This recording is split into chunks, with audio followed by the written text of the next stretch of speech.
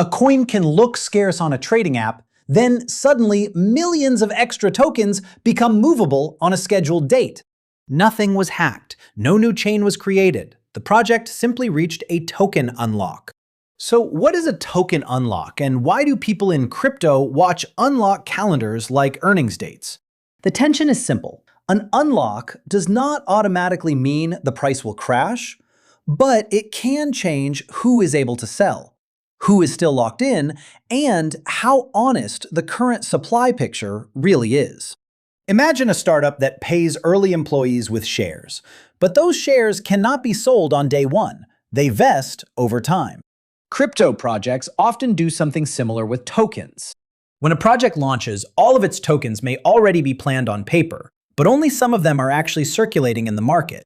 The rest can be locked for founders, early investors, contributors, advisors, ecosystem grants, or the project treasury. A token unlock is the moment when some of those locked tokens become available to move. They might be transferred to wallets. They might become claimable. They might be allowed to enter exchanges. They might be used for staking, governance, liquidity, payments, grants, or selling.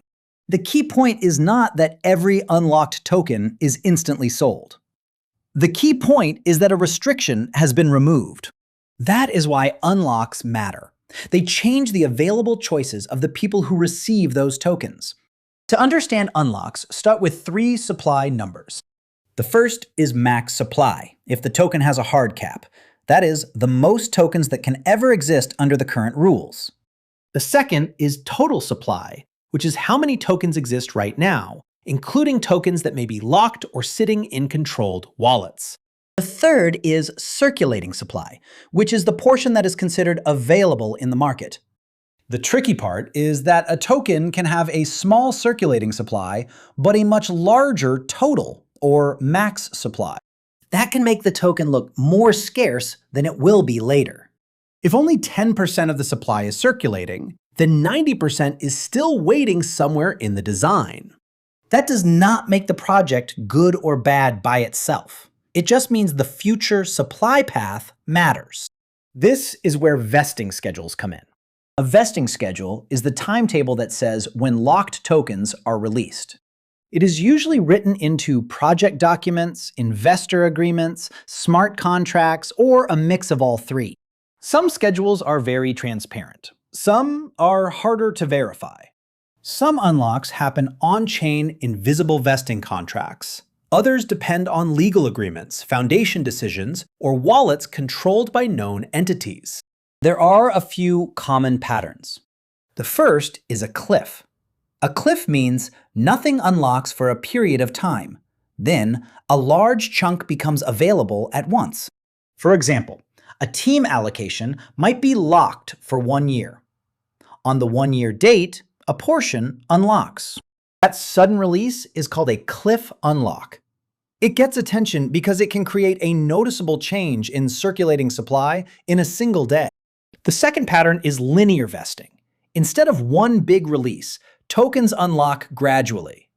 They might unlock every block, every day, every month, or every quarter. This is like a faucet slowly dripping tokens into availability.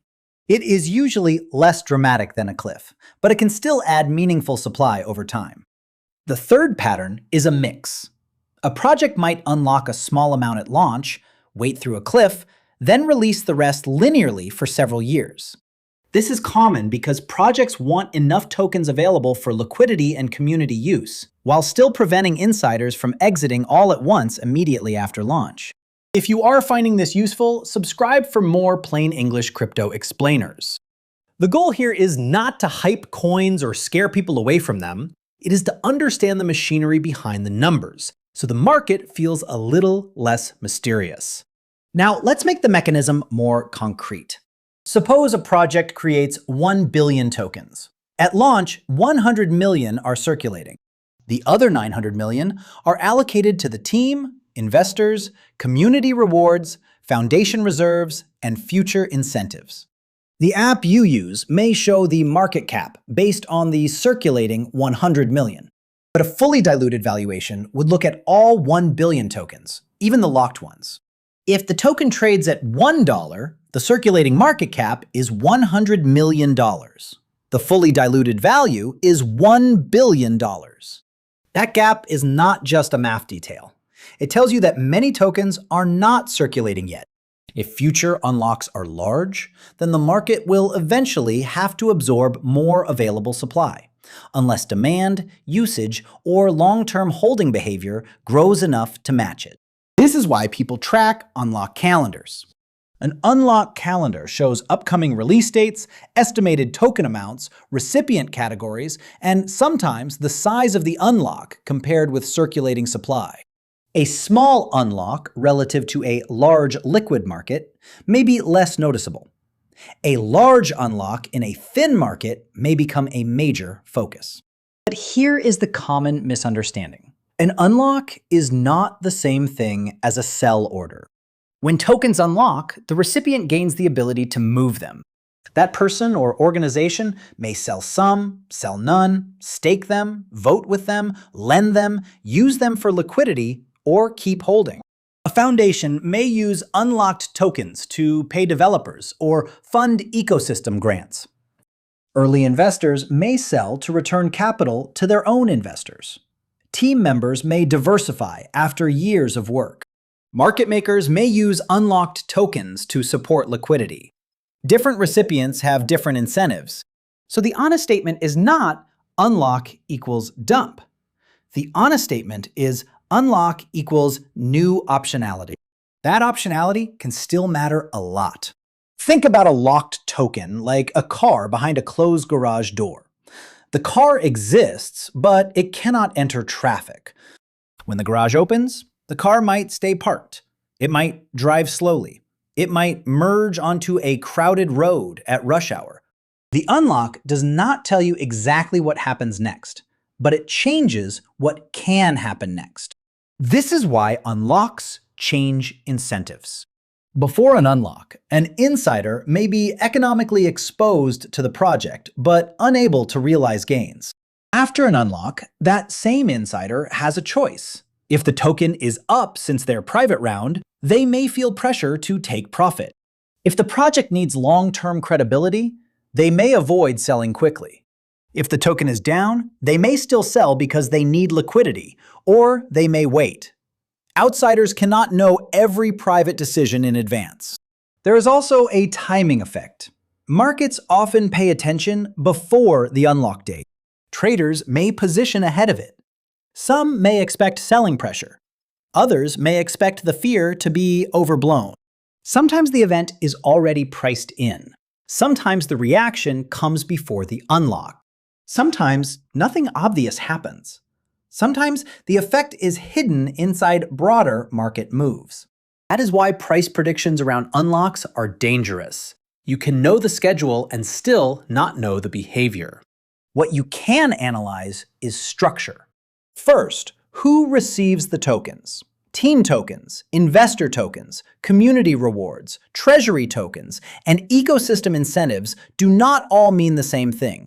If tokens go to early investors who bought at a much lower valuation, their incentives may differ from users receiving small rewards. If tokens go to a foundation treasury, the immediate market effect may depend on spending plans and governance rules. Second, how big is the unlock compared with circulating supply? An unlock of 1 million tokens means little without context. 1 million tokens might be tiny for one project and massive for another. Percentage of circulating supply is often more useful than the raw number. Third, how liquid is the market? If daily trading volume is deep and real, the market may absorb supply more easily. If liquidity is thin, even a smaller sale can move price. But volume can be noisy, and not all reported volume represents real demand. Fourth, is the unlock a cliff or a drip? A cliff concentrates attention. Linear emissions create a constant background flow. Many people focus on big calendar events and miss the slow dilution from the emissions, staking rewards, liquidity mining, or validator rewards. Emissions are related to unlocks, but they are not always the same thing. An unlock releases tokens that were already allocated but restricted. Emissions usually mean new tokens entering circulation, according to protocol rules or reward programs. Both can increase available supply. Both can dilute existing holders if demand does not keep up. But they come from different parts of the token design. This is especially important in networks that pay rewards for securing the chain, providing liquidity, or participating in governance. Rewards can be useful because they bootstrap activity. They can also attract users who are mainly there to farm tokens and leave. Again, the point is incentives. A well-designed unlock schedule tries to balance several goals. It rewards the people who built or funded the project. It reduces the chance that insiders can sell everything at launch. It gives the project a predictable supply plan. It may align contributors with the long-term health of the network. A poorly designed schedule can do the opposite. It can leave public buyers with a tiny float, while insiders control a huge future supply. It can create repeated waves of selling pressure. It can make the token look cheaper than it really is, if people only look at circulating market cap. It can also damage trust if the schedule changes without clear communication. There is another subtle issue. Low float can make a token easier to move in both directions. If only a small percentage of supply trades freely, strong demand can push the price up quickly. But that same low float can hide future dilution. When larger allocations unlock, the market structure changes.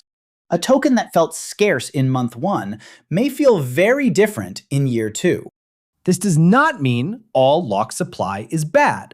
Without lockups, founders and early investors might be able to exit immediately, which can be even worse for trust. Lockups can signal commitment.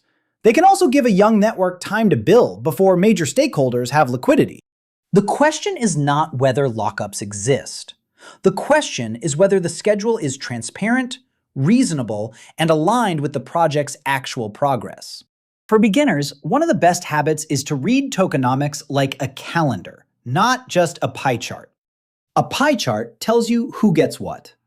A calendar tells you when they can act. If a project says 20% goes to the team, ask when that 20% unlocks. If investors received a large allocation, ask their cost basis if it is public, and when their lockup ends. If the Treasury controls a big share, ask who controls the Treasury, and what rules govern spending. If community rewards are large, ask whether they are creating real usage or temporary farming. Also remember that unlocked data can be imperfect. Some dashboards estimate schedules from public documents. Some projects update plans. Some wallets are labeled better than others. Some legal lockups are not fully visible on-chain. Treat unlock calendars as useful tools, not magic truth machines. The cleanest way to think about a token unlock is this. It is a scheduled change in token availability. It can increase circulating supply. It can shift incentives for insiders, teams, investors, and users. It can affect market psychology before anything actually moves. But it does not mechanically decide price by itself. Known facts are things like the published schedule, the size of the allocation, the recipient category, and whether tokens have moved on-chain. Speculation begins when people claim they know exactly what holders will do, exactly how the market will react, or exactly where the price must go. That separation matters. Crypto discussions often turn unlocks into one-word warnings. In reality, they are more like weather reports for supply. A storm warning does not guarantee damage, but it tells you conditions are changing. Ignoring it is careless. Overreacting to it can also be careless.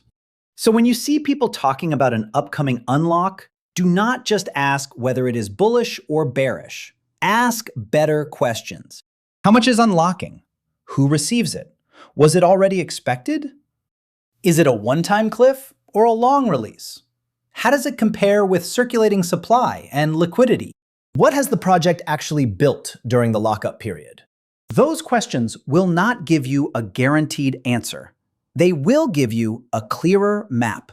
And in crypto, a clearer map is often the difference between understanding the game and only reacting to headlines. If you still have questions about token unlocks, vesting, emissions, or circulating supply, leave them in the comments. And if there is another crypto concept you want explained in plain English, suggest the next topic below.